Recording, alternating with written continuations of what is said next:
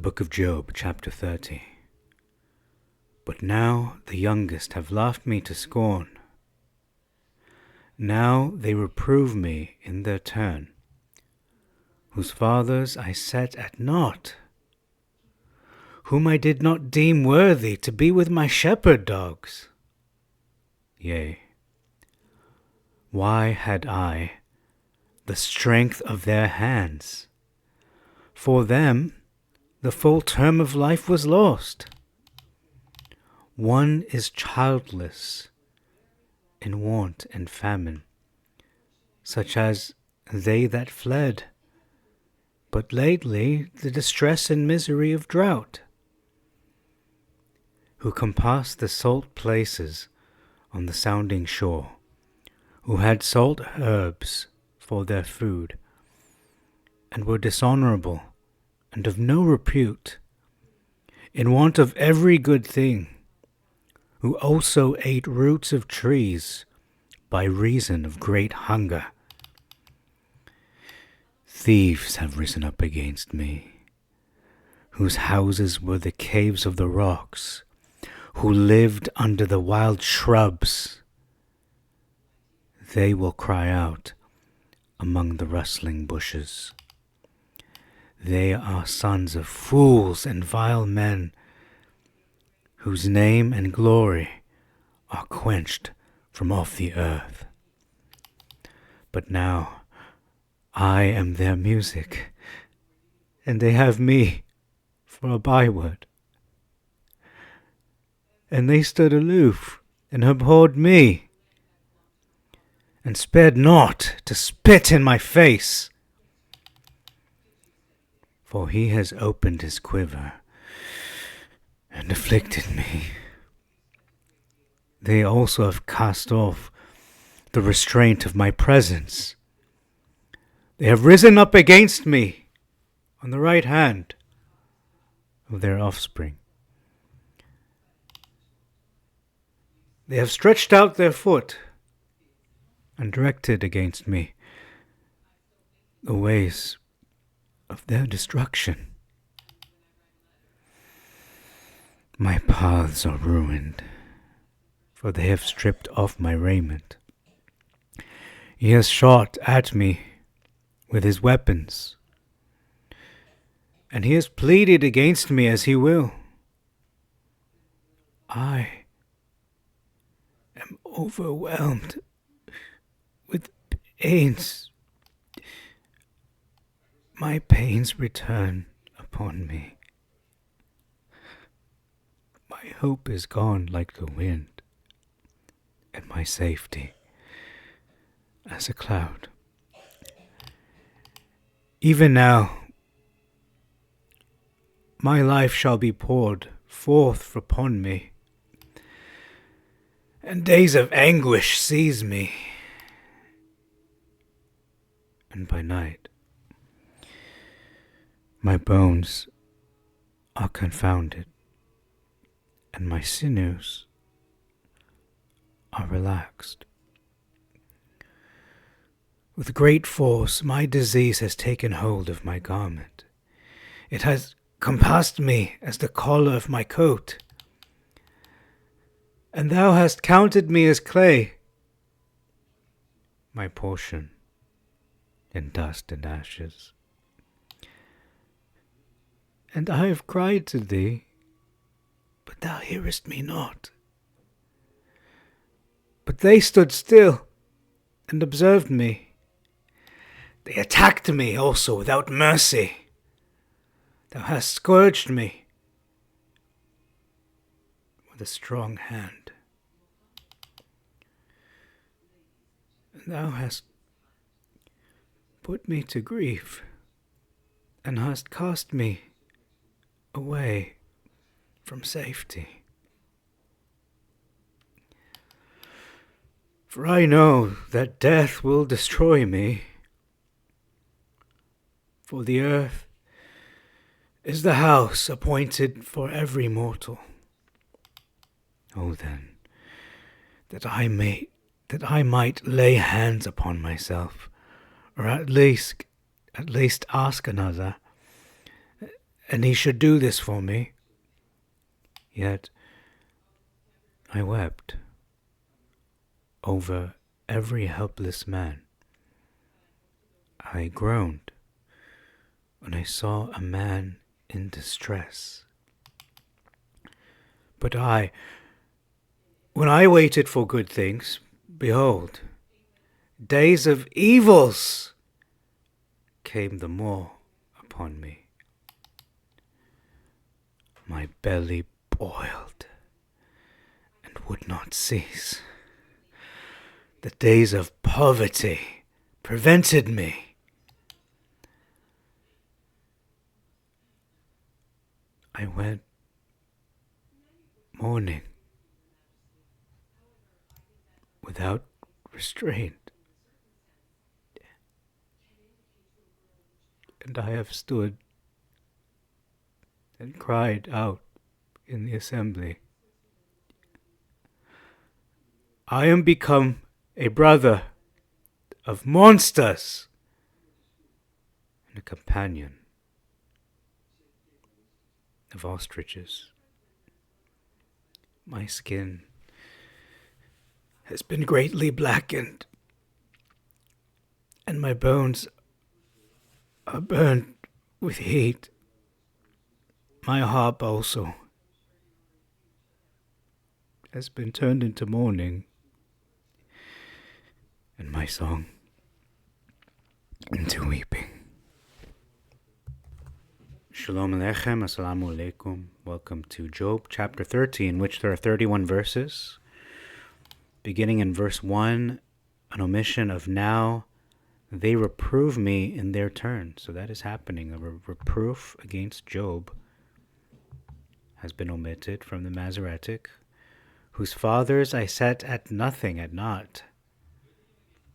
So we see this struggle happening here. And Job set them at nothing. That was his past history with these fathers of those who are currently reproving him, whom I did not deem worthy to be with my shepherd dogs. So I'll just sum it up. The youngest, or perhaps the fathers, are not worthy, versus the fathers only in the Masoretic are disdained.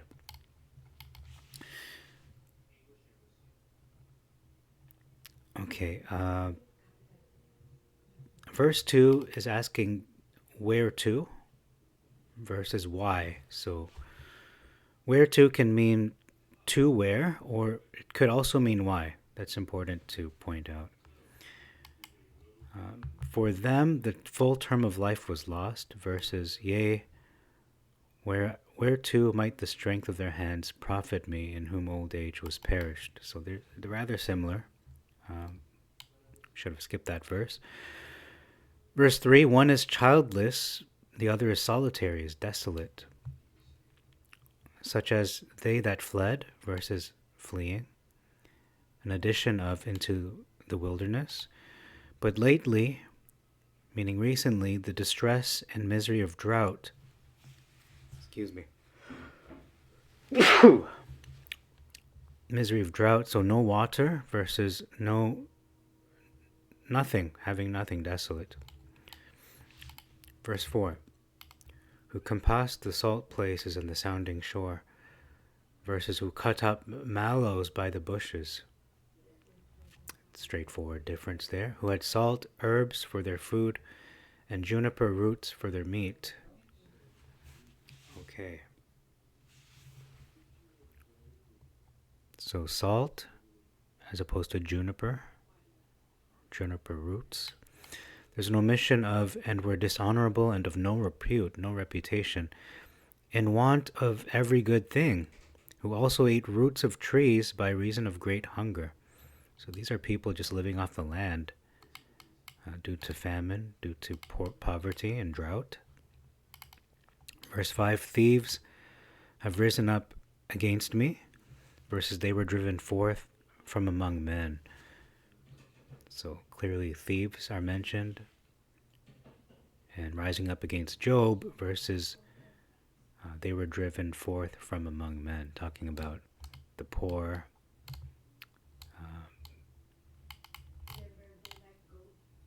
Verse 6,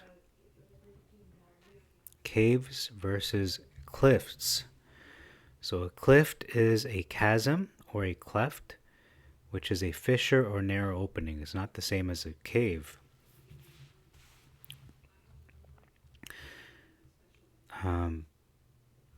Verse 5, it says, they cried after them as after a thief. So that one I forgot to mention. So it continues. Actually, they inserted that. That's not actually part of the text, is it? It's not in italics. Okay, so you know what? That could be there. They put it in brackets. The translators. In verse 7, there's an addition of under the nettles. They were gathered together. Verse 8, they are sons of fools and vile men, children of base men. Significant difference, whose name and glory are quenched from off the earth, versus they were viler than the earth. So their reputation was erased, their glory was erased, versus more evil. They're more evil than the earth, whatever that means. Verse 11, he has opened his quiver, versus because he hath loosed my cord. Straightforward, and afflicted me. They also have cast off the restraint of my presence, versus they have also let loose the bridle before me. And I made a note to do an AI search on this. This is a little cryptic. It's a little complicated. So this is how they answered this, the interpretation of this verse. So people who once respected Job, they now treat him with complete disrespect and insolence because they perceive him as being now he's powerless. He has no authority now over them. Versus the people who once respected Job's authority and power now have cast off all restraint and are acting with complete freedom and insolence toward him in his presence. And my interpretation personally is those who are under his authority, they do not restrain themselves. They don't hold back in terms of manners, propriety, respect towards Job, and for Job's authority, his place in society, in the hierarchy, we could say, the social hierarchy. Verse 12, they have risen up against me on the right hand of offspring, versus upon my right hand rise the youth. So the right hand of their offspring could mean the strength, the strong of their children, versus they're rising up at Job's side, the right side of Job specifically. They have stretched out their foot versus they push away my feet. So their feet versus Job's feet, this could be symbolic because the feet and extending to the heel, no pun intended, represents the intention to achieve victory, dominion, and subjugation over your, whoever it is, enemy or whoever you're going up against, whoever you're rising up against. So they are stretching out their foot to have the victory, to subjugate Job. They want to be the ones over him. That could be one interpretation. Verse 13, my paths are ruined, versus they mar my path. So they completely ruin and make unusable Job's path, versus they damage the path, but it still can be used. We have a big difference, perhaps a huge difference in this verse. It says, for they have stripped off my raiment. This could be a messianic allusion or foreshadowing. Or it's just simply Job talking about they took off his clothes, versus they set forward my calamity. So they move forward, they advance his trouble. Another significant, perhaps big difference in the same verse, he has shot at me with his weapons, versus they have no helpers. So the enemy attacks Job, versus the enemy has no help, especially an effective help, such as Elohim. Verse 14, continuing on with this significant, perhaps big difference, he has pleaded against me as he will. Versus they came upon me as a wide breaking in of waters. So God is, it's either Elohim or it's talking about the one rising up against him, but they are pleading against Job as he wants to plead. versus the enemies coming up against Job like many waters that are breaking in, like breaking in a dam, perhaps. I am overwhelmed with pains versus in the desolation they rolled themselves upon me. So Job has physical pains and is overwhelmed by them, versus in Job's desolation they attacked him. They launched their attack during his pain, or I should say desolation, not pain. Verse 15, my hope is gone like the wind, and my safety is a cloud. So the contrast being hope versus safety, Job's future aspirations versus his personal security in the Masoretic. Okay, verse 17 now. By night my bones are confounded, my bones are pierced in me in the night season. So confused in the Septuagint versus pierced. This could be a possible messianic prophecy or illusion as well in the Masoretic only. My sinews are relaxed, and that's really rare because usually the messianic prophecies are typically found in the Septuagint, not the Masoretic. My sinews are relaxed. That could mean that they've collapsed due to exhaustion.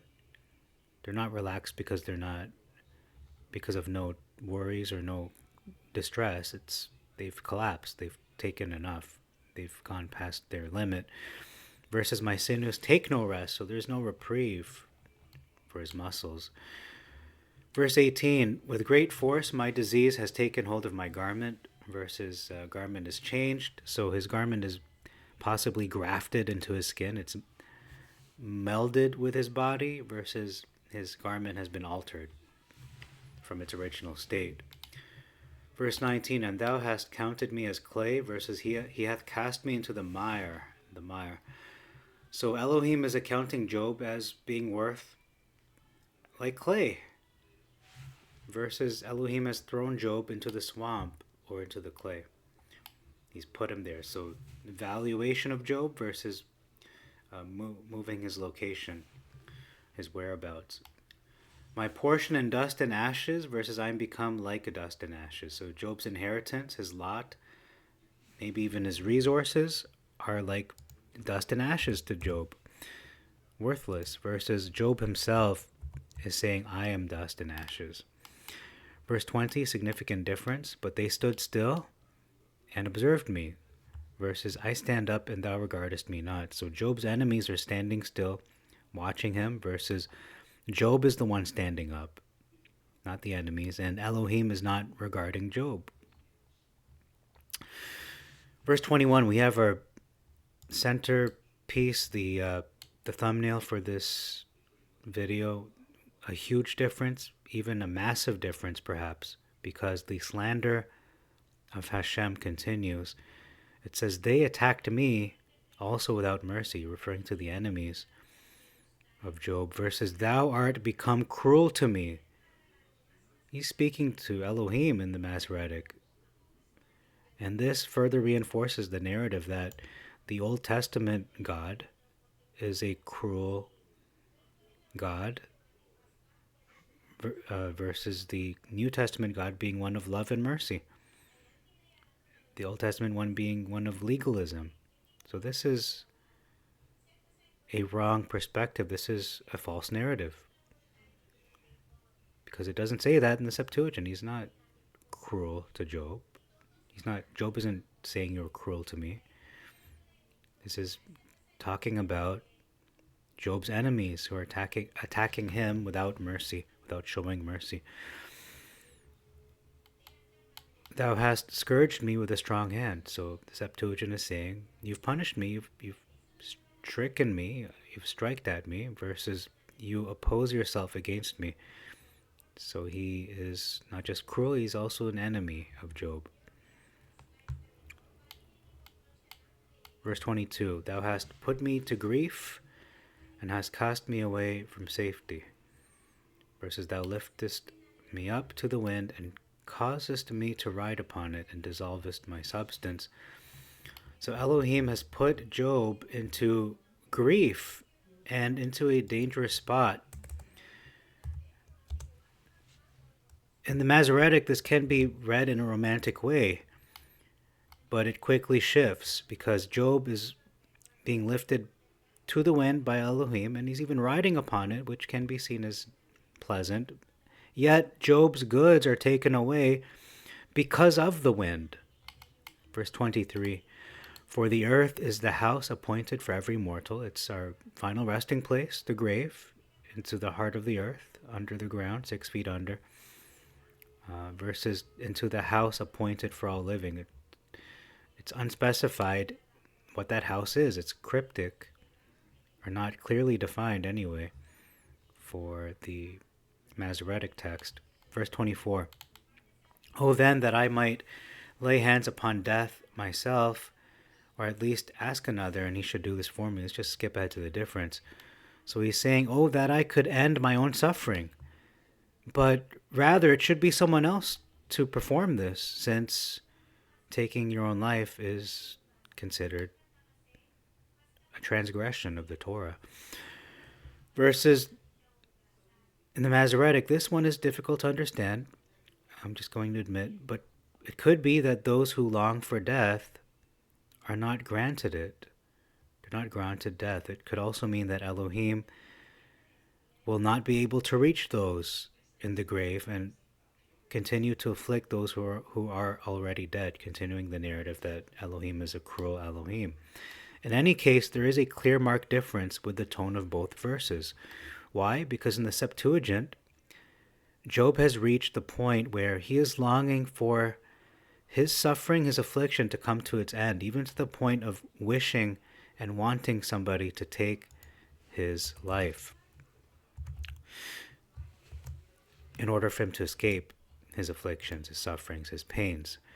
In the Masoretic, Job is expressing that Elohim is cruel, and Job is glad that, according to the Masoretic Job, Elohim cannot reach the dead, which is a falsity. It's a false claim because Elohim, the Elohim of Israel, is a master. He is the master of reality. This includes life, this includes death, and even the afterlife. You cannot escape God no matter where you go. He has full authority, complete dominance over all aspects of existence. Okay, and I think we're going to 26 now. It says, but when I waited for good things, so days of evil versus just evil. There's an addition of, and when I waited for light, there came darkness. Verse 28, I went mourning without restraint. So restraint versus the sun. So he's mourning without the sun. That could mean in the nighttime he was mourning, or he simply had no light, whether that's literal or allegory. I've stood and cried out in the assembly. Okay, verse 29, I'm become a brother of monsters. And the footnote in the hard copy read sirens, which I don't believe is a biblical creature. Okay, so it does say sirens. In the Greek, it is sirenes, refers to the mythical Greek sirens. This term was adopted into the Latin, later into English translations. The original Hebrew text does not contain a direct equivalent. The use of siren is interpreted symbolically rather than literally, representing demonic or nocturnal beings that inhabit desolate places, reflecting themes of ruin and divine judgment. So that's essentially what it is. It's not technically a siren, but it does what a siren does. So they're not literal creatures in the Bible. According to this note, the term and its associated symbolism are used in certain translations to convey spiritual warnings and the perils of succumbing to temptation and deception. So that is their take. The Masoretic doesn't call them monsters, calls them dragons. Could Job simply be making a reference to his grotesque appearance, that he looks like a monster? Could be that as well. and a companion of ostriches versus owls. And I think that's all for this chapter. So why would Job refer to ostriches? That is mysterious to me. Okay, so looking at this answer regarding both the monsters and the ostriches, both of these are considered creatures who are typically associated with living in isolation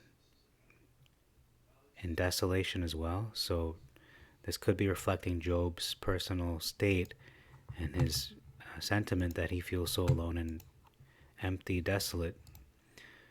So that could be what he means by his metaphors here. So thank you very much for your time. Till next time, I bid you all shalom aleichem, assalamu alaikum, irini mazisu, pax vobiscum, peace be unto you, and Maranatha.